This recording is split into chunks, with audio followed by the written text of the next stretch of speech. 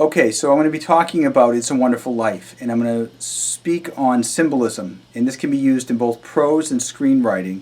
This is a film I use in my class. It's a very rich film. It's the breadth of the film from a teaching point of view is just amazing. But I'm going to talk about one specific aspect of symbolism or metaphor of water and how it appears in its various forms within this movie. But again, there's so much depth to this movie. I can talk about exposition, character names, other symbolism. For example, Clarence Oddbody is an angel without wings, using names to help give other dimensions to the characters. But again, I'm going to speak about just one little aspect of symbolism of water in It's a Wonderful Life. And I hope you'll be surprised. For those of you who have seen the movie, you'll be a little bit surprised quickly. It's a Wonderful Life is a 1946 film by legendary director Frank Capra. It's a 130-minute film based on a 4,100-word or 16-page short story called The Greatest Gift, written by Philip Van Doren Stern. It received mixed reviews when it came out. It didn't make much money. It barely broke even. And the budget was about $3 million, and it made about $3.3 million. So, again, it's part of our American culture now, especially around the holidays. But stick with me, and we'll go over this one little sliver into It's a Wonderful Life. So in this first scene, you have George's baby brother, Harry, sledding down onto water in the form of ice. And he breaks through. So the water in this scene is a solid form of ice, which represents a veil between life and death. So George jumps through the ice into the freezing water to save his brother.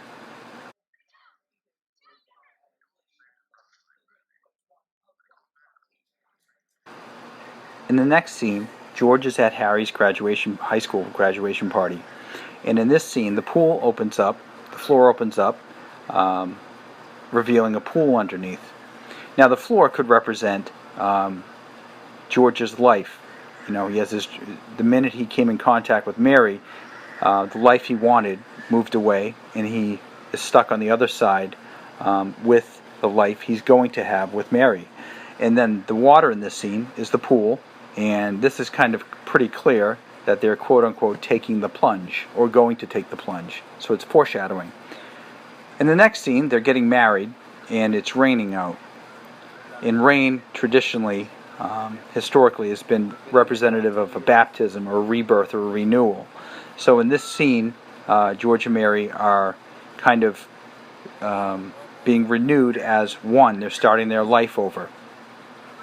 So he went from a bachelor to a married man. The water continues on in the next scene. Same rain, but it's also the crash of the stock market. So the water in this scene, in the form of rain, which is the same day as his wedding, is really just an image to help show how gloomy things are with the crash of the market.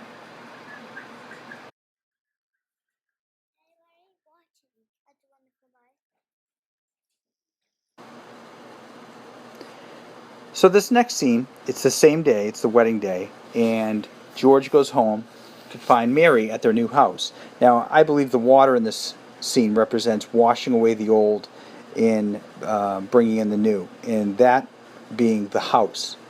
Mary's always liked this house. George has never really liked it, but the rain is going to represent a renewal of the house, washing away the old. The next scene, water, it's snowing out, which represents George's world he's in, but also the water of the flowing river. Once he dives in that river, he goes on the quintessential hero's journey, going from this world into the heavenly realm, where he can interact with Clarence Oddbody.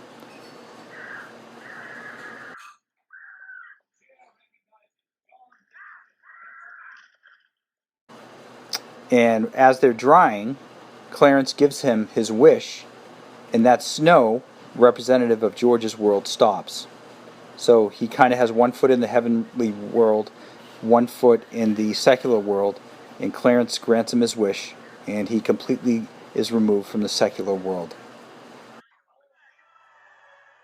Get me back! I don't care what happens to me! Get me back Now the final scene that has water in the form of snow is when George is at the bridge at the very end, when he wants his life back.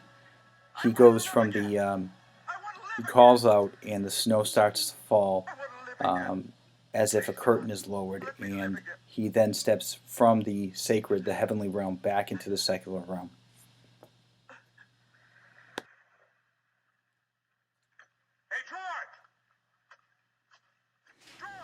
So I'm going to play that scene again, and clearly, like I said, the snow represents George going from the sacred, the heavenly realm, back to the secular. But pay close attention, because this is the Reformed theologian in me, but he's calling out to Clarence, and nothing happens. But the minute he mentions God, it immediately starts to snow again, and then he's transported back to the life, or his prayer is then answered. And keep in mind, as Bert is coming up in the car, the snow hasn't fallen yet. So I have a theory that the Bert that's approaching him on the bridge is the Bert from the alternative universe, the one that's out to get him. But the minute it starts snowing, he gets transformed back to the Bert that George Bailey knows. Again, that's just a theory of mine, but take a look at it one more time. Clarence! Help me, Clarence! Get me back! Get me back! I don't care what happens to me! Get me back to my wife and kids! Help me, Clarence, please! Please! I want to live again! I want to live again! I want to live again. Please, God, let me live again.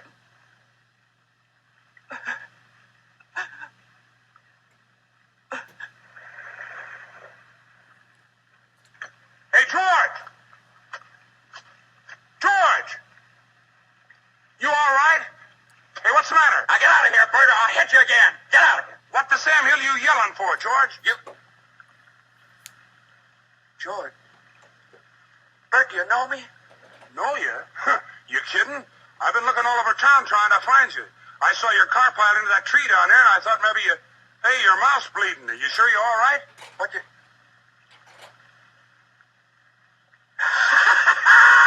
My mouth's bleeding, Bert! My mouth's bleeding! Zuzu pedals! Zuzu... There they are! Bert! What do you know about that? Merry Christmas! Well, Merry Christmas! Well, thank you for watching, and again, that's just one little aspect of this movie that I teach on in my class. There's so much more depth to this movie, whether it's names, clothing, vehicles, and just something that's above and beyond just dialogue. So I'm hoping that you can pull something away from this, that it can be used in prose as well as screenwriting. And for those of you who like It's a Wonderful Life, I'm going to put 2 links below to my 2 holiday stories I wrote. One's The Grotto Under the Tree. It's a young adult fantasy that takes place at Christmas time. And the other one's a screenplay I'm marketing with my agent, Pierre Rumpf, and it's called Nicky and the Saint, A Christmas Story. So if you're interested, take a look at those links. Otherwise, thanks for watching. Please share.